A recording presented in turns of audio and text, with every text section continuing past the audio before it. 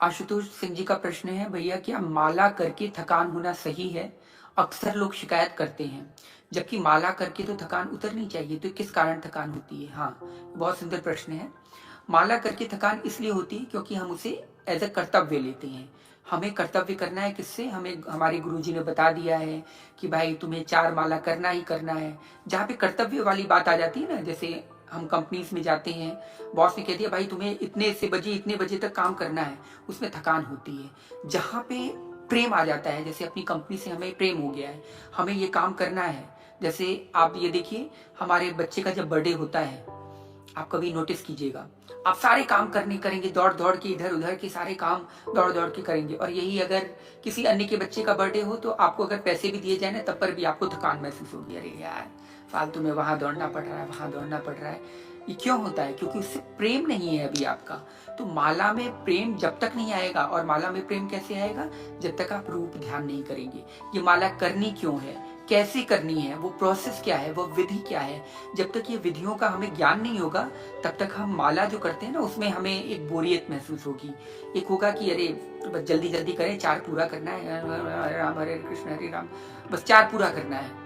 और वो 4 पूरा करके हम क्या करते हैं? बस एकमात्र अपने आत्मसंतुष्टि, अपने जीभ का, अपने हाथों का, कि हमने माला कर लिया है, और लिख लेते हैं राम राम राम, या किताबों में राम राम लिख लेते हैं, बस उसी से मतलब हो जाता है।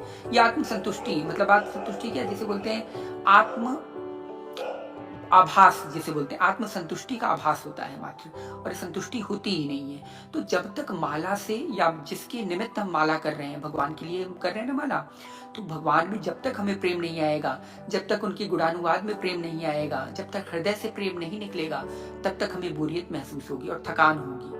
थकान तभी होती है जब हमारे सेल्स ये बोलते हैं कि भाई ये काम आपको नहीं करना है, जब हमारी अंदर की एनर्जी उस काम को करने के लिए बाध्य नहीं होती, तब ये थकान का महसूस होता है। और जब पूरी हमारी बॉडी की एनर्जी, हमारी ऊर्जा स्वतः उस काम को करने के लिए प्रोत्साहित करती है, तो उसमें थकान बिल्कुल नहीं होगी। ठीक है?